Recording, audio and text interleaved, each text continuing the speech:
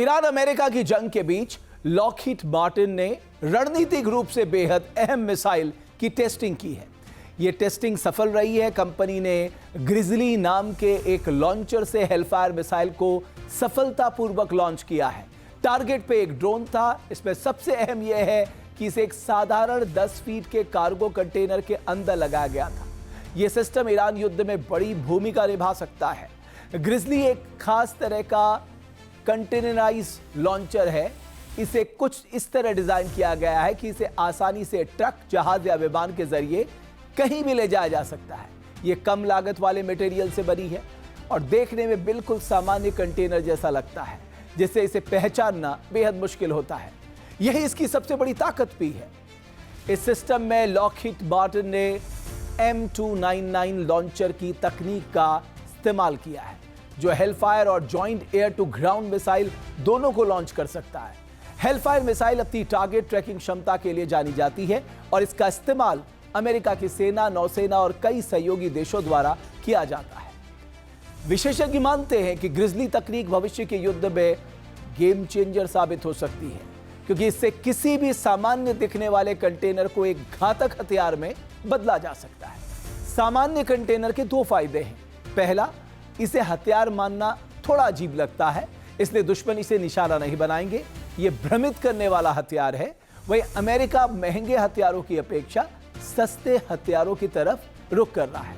Iran के खिलाफ America ने फारस की खाड़ी में नए और घातक हथियारों का जखीरा खड़ा कर दिया है, लेकिन ईरान की तरफ से एटमी डिवाइस की संभावित टेस्टिंग के दावों के बीच पूरे अरब वर्ल्ड में सनसनी फैल गई है।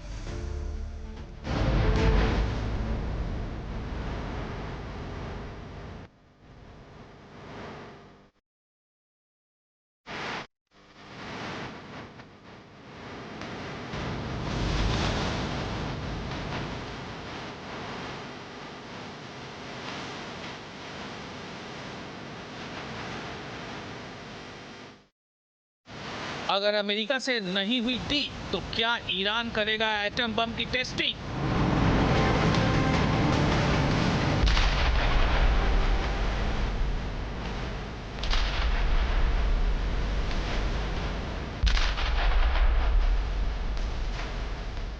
अट्ठाईस फरवरी को ईरान पर हुए अमेरिकी हमले के बाद से ये पहला मौका है जब अमेरिकी मीडिया ने ईरान के एटमी डिवाइस के टेस्ट फायर को लेकर इतनी सुगबुगाहट है।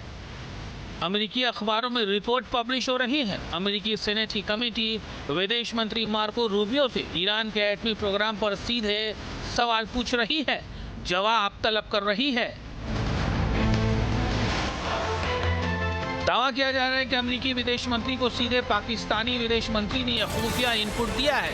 ईरान के साथ एटमी शक्ति से संपन्न देश पाकिस्तान का नाम आने के बाद पेंटागन से लेकर तेल अवीव तक अलर्ट मोड में आ गए हैं।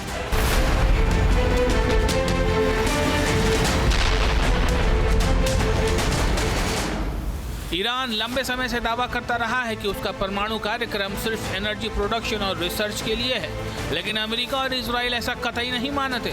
इजराइल को लगता है कि फोर्डो, इस्फहान और नतांज में ईरान गुपचुप तरीके से परमाणु हथियार बनाने की तैयारी कर रहा है। अमेरिका और इजराइल को शक है कि ईरान देर सवेर परमाणु हथियार बना ही लेगा, और अगर एक बार बना लिया तो सबसे पहला टारगेट इजराइल होगा।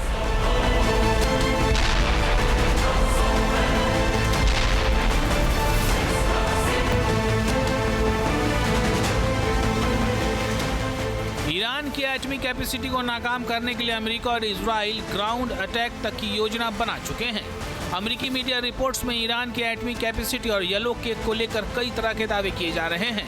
कोई ये दावा कर रहा है कि ईरान का एनरिच यूरेनियम फोर्डो में दफन है, तो कुछ रिपोर्ट्स की माने तो ज़्यादातर अमेरिकी सैटेलाइट्स का फोकस नतांज परमाणु केंद्र के पास मौजूद पिकैक्स पहाड़ियों पर है, जहां ईरान के संवर्धित यूरेनियम का बड़ा स्टॉक छिपे होने की बात कही जा रही है। पिकैक्स माउंटेन नतांज से करीब 100 मीटर की दूरी पर है। दावा तो यहां तक किया जा रहा है कि पिकैक्स माउंटेन स्टोरेज को टनल के जरिए नतांज यूरेनियम एनरिचमेंट प्लांट से जोड़ा गया है। हालांकि पिकैक्स माउंटेन पर बने एटमी ठिकाने से यूरेनियम निकालना अमेरिका के लिए आसान नहीं होगा। तमाम दावे अपनी जगह, लेकिन ईरान के एटमी डिवाइस के कथित टेस्ट फायर की तैयारियों के दावों को लेकर पाकिस्तान से मिला इनपुट अमेरिका को भारी तनाव दे रहा है।